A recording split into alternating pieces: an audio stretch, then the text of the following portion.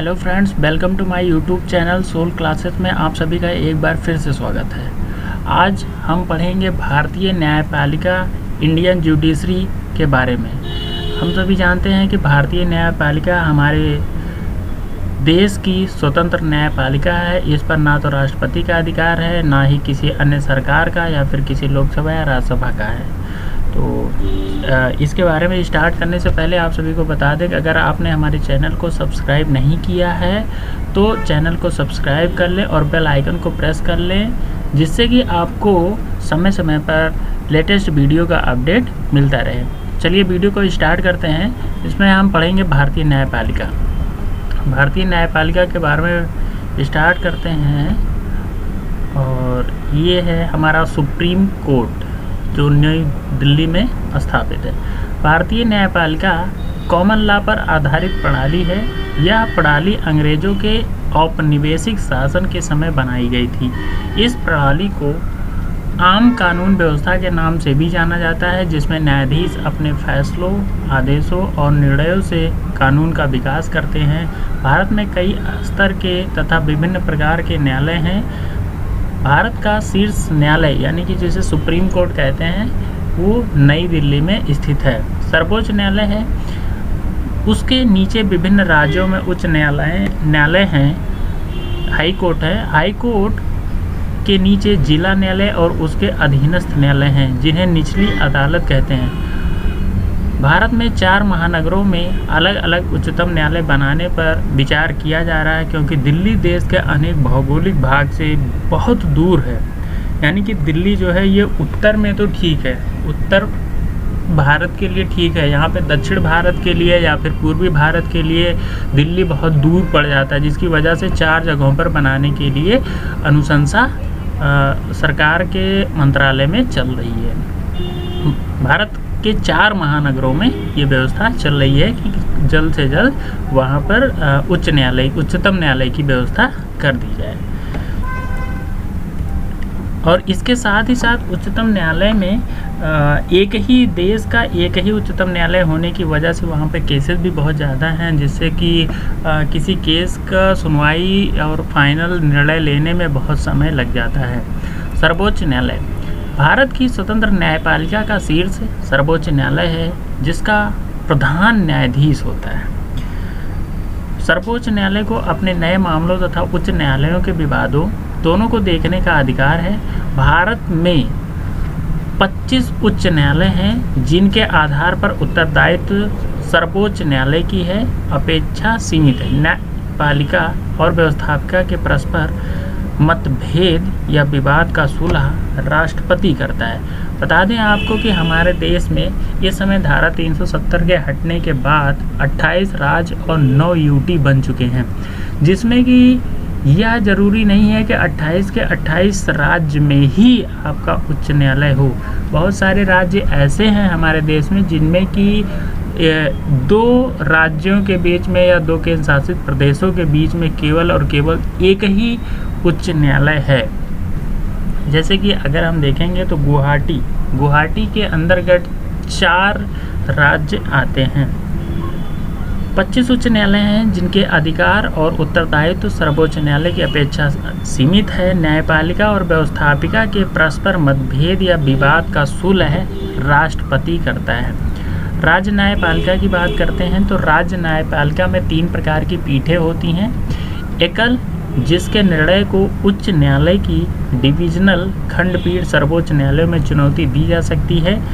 खंडपीठ 2 या 3 जजों के मेल से बनी होती है, जिसके निर्णय का केवल उच्चतम न्यायालय में चुनौती पा सकते हैं। संवैधानिक कुल बेंच सभी संवैधानिक व्याख्या से संबंधित इस प्रकार की पीठ सुनती है। इसमें कम से कम 5 जज होते हैं। अधीनस्थ न्यायालय की बात करते हैं कि उच्च न्यायालय के नीचे क्या होते हैं, आपका अधीनस्थ न्यायालय होते हैं। इस स्तर पर सिविल आपराधिक मामलों की सुनवाई अलग अलग होती है। इस स्तर पर सिविल तथा सेशन कोर्ट अलग अलग होते हैं। इस स्तर के जज सामान्य भर्ती परीक्षा के आधार पर भर्ती होते हैं। उनकी नियुक्ति राज्यपाल राज्य मुख्य न्यायाधीश की सलाह पर करता है।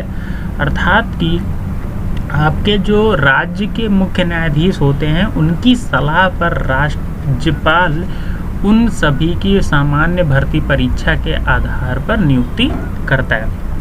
एक होता है फास्ट ट्रैक कोर्ट। ये अतिरिक्त सत्र न्यायालय है।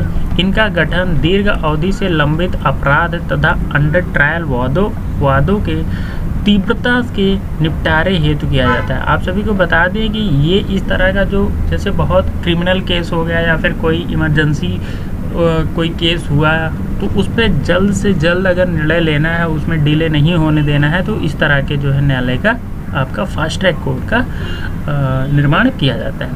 ये अतिरिक्त सत्र न्यायालय है। इनका गठन दीर्घ अवधि से लंबित अपराध तथा अंडर ट्रायल वादों के तीव्रता से निपटाने हेतु किया गया है। इसके पीछे कारण यह था कि वाद लंबा चलने से, जैसे होता है ना कि कभी कोई केस होता है और वो बहुत लंबे समय तक चलता रहता है तो उसमें बहुत कुछ नुकसान भी हो जाता है, बहुत सारे डिले होने से बहुत सारा काम रुक जाता है। तो इसीलिए जो है लंबा चलने से न्याय की क्षति भी होती है। यानी हो सकता है कि निर्दोष आदमी भी पुलिस कस्टडी में हो ना, ऐसा कुछ हो, तो ऐसे केसेस के लिए जो है फास्ट ट्रैक कोर्ट को बनाया जाता है। हालांकि बेसिकली ये क्रिमिनल केस में ही ज़्यादातर लिया जाता है। ऐसे मामले क्रिमिनल से रिलेटेड ही होते हैं। इसके पीछे कारण यह है कि वाद लंबा चलने से न्याय की क्षति होती है तथा न्याय की निरोधक शक्ति कम पड़ जाती है, जेल में भीड़ बढ़ जाती है। 10वें वित्त आयोग की सलाह पर केंद्र सरकार ने 10वें वित्त आयोग की बात हो रही है, ये है आपका 10वें वित्त आयोग की सलाह पर केंद्र सरकार ने राज्य सरकारों को 1 अप्रैल 2001 से 1734 फास्ट ट्रैक कोर्ट अलग अलग राज्यों में गठित करने का आदेश दिया। अतिरिक्त सेशन जज या ऊंचे पद से सेवानिवृत्त जज इस प्रकार के कोर्टों में जज होता है। इस प्रकार के कोर्टों में वाद लंबित करना संभव नहीं होता है। हर वाद को निर्धारित समय में, मतलब कि ये होता है कि कोर्टों में लंबित करना संभव नहीं होता है, हर वाद को निर्धारित समय में ही निपटा लिया जाता है। अच्छा, हर चीज़ में जहाँ बहुत सारे फ़ायदे होते हैं वहाँ कुछ उनकी क्या किया जाता है, क्रिटिसिज्म करने वाले भी होते हैं, क्रिटिसिज्म किया जाता है। जहाँ कुछ बेनिफिट होते हैं वहीं पे कुछ आलोचनाएं भी की जाती हैं। तो निर्धारित संख्या में गठन नहीं हुआ है। लोगों ने कहा कि निर्धारित संख्या में ये आपका फास्ट ट्रैक कोर्ट गठन नहीं किया गया है। वादों का निर्णय संक्षिप्त ढंग से होता है जिसमें अभियुक्त को रक्षा करने का पूरा मौका नहीं मिलता है। न्यायाधीशों हेतु कोई सेवा नियम नहीं है। एक आता है आपका लोक अदालत। लोक अदालत क्या है? लोक अदालतें नियमित कोर्ट से अलग अलग होती हैं।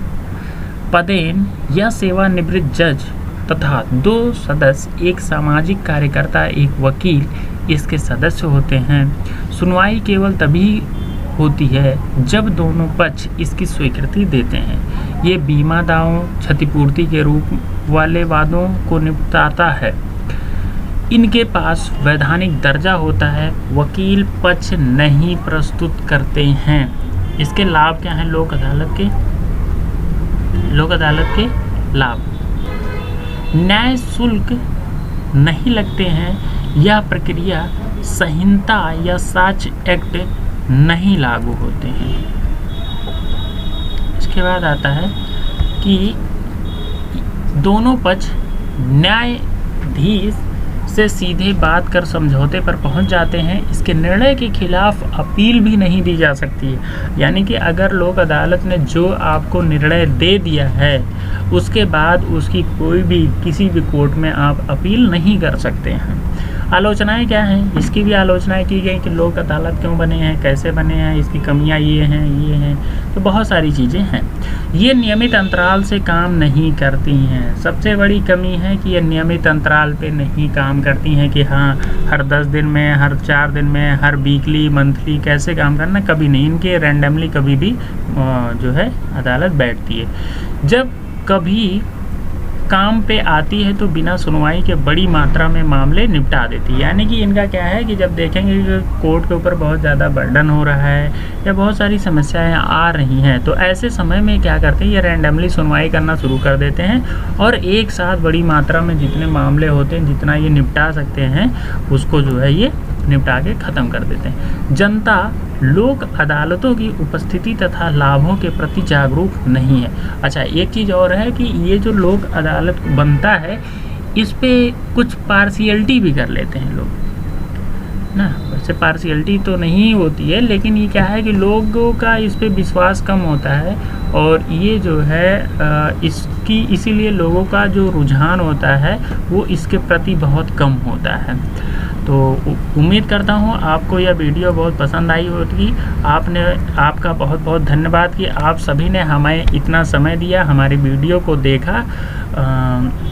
आपका एक बार सोल क्लासेस में फिर से बहुत बहुत धन्यवाद करता हूँ कि आपने हमारी इस वीडियो को देखने के लिए इतना टाइम दिया। धन्यवाद दोस्तों।